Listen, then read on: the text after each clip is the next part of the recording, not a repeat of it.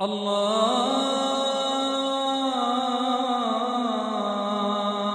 আকবার, আল্লাহু আকবার। আল্লাহ তাআলা কেন সূরাতুল ফাতিহার আলহামদু দিলেন? আল্লাহ তাআলা তো অন্য কোনো শব্দ দিয়েও শুরু করতে পারতেন। যেমন আল্লাহ তাআলা বলতেন আমারই ইবাদত করো, আমারই ইবাদত করো। আল্লাহ তাআলা কেন সমস্ত প্রশংসা দিলেন? এই শব্দটা তো ব্যবহার করতো নিশ্চয়ই আমারই প্রশংসা করো। এমন হইতে পারতো সবাই আমার প্রশংসা করো, গোটা বিশ্বের মানব জাতি আমার প্রশংসা করো, গোটা মাখলুকাত আমার প্রশংসা করো। এই যে শব্দগুলো, এই শব্দগুলো তো আল্লাহ তাআলা ব্যবহার করতে পারতেন। আল্লাহ তাআলা কেন সমস্ত প্রশংসা এই শব্দটা ব্যবহার করছেন? কেন?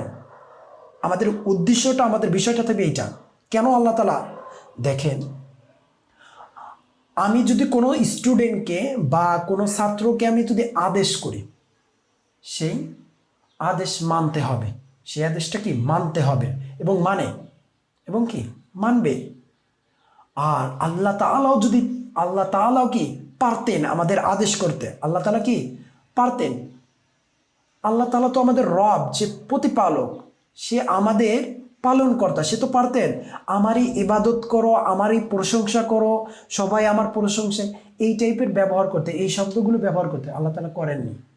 কারণ এখানে যদি আল্লাহ তাআলা যদি ব্যবহার করতেনই, তাহলে এই শব্দের সাথে পরিচিত হইতেন। যদি আমরা প্রশংসা না করি, তাহলে আল্লাহ তাআলার কোনো না কোনো কিছু কমে যাবে, শক্তি কমে যাবে বা জ্ঞান কমে যাবে। এই সাবজেক্ট, এই শব্দের সাথে পরিচিত হয়ে যাবে আল্লাহ তাআলা নাউজুবিল্লাহ। আমি এই বিষয়টা বোঝানোর জন্য আপনাদের বলছি কি আল্লাহ তাআলার কমে যাবে এরকম কিছু। কিন্তু আল্লাহ তাআলা কি বলছেন? সমস্ত প্রশংসা। এখন এখানে কি আপনার ইচ্ছা মতো আপনি প্রশংসা করতেও পারেন, নাও করতে পারেন। এই শব্দের ধারায় বোঝা যাচ্ছে আল্লাহ তাআলার প্রশংসা গোটা বিশ্বের মাখলুকাত যদি নাও করে, গোটা বিশ্বের মাখলুকাত যদি নাও করে, মানব জাতি না, গোটা বিশ্বের মাখলুকাত যদি আল্লাহ তাআলার প্রশংসা যদি নাও করে, আল্লাহ তাআলার এক চুল পরিমাণ কি শক্তি, বাট আবার তার প্রতিপালকের যে স্থানটা এটা কমে যাবে এরকম কিছু না। যদি কমেই যাইতো, তাহলে আল্লাহ তাআলা বলতেন নিশ্চয়ই আমারই প্রশংসা করো, নিশ্চয়ই আমারই প্রশংসা করো। কখন টিচার স্টুডেন্টকে বলো এইভাবেই চলো, এইভাবেই অঙ্কটা করো, এইভাবে এই রুটিনেই চলো? কখন?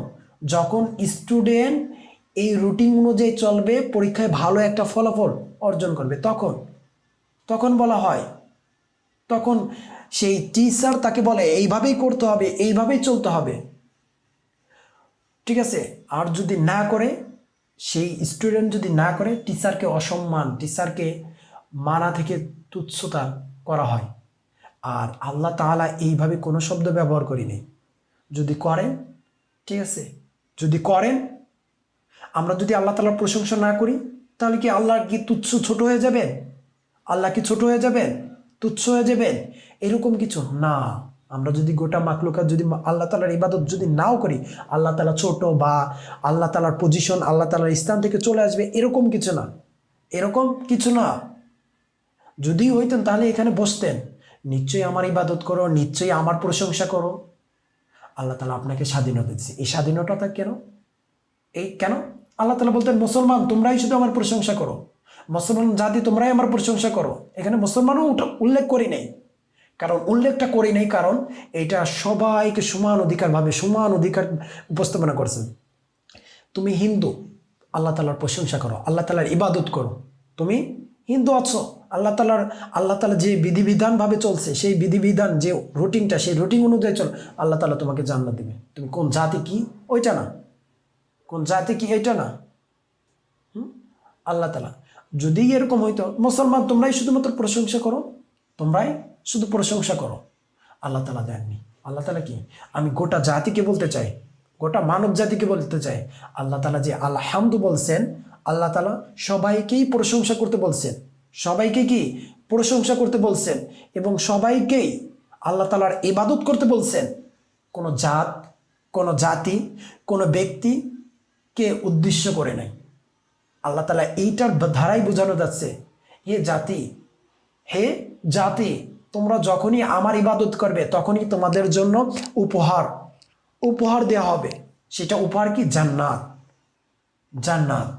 আল্লাহ তাআলা যেন সঠিকভাবে, আল্লাহ তাআলার সঠিকভাবে আল্লাহ তাআলার ইবাদত করার তৌফিক দান করুন এবং দিনের পথে থাকার তৌফিক দান করুন। আমিন।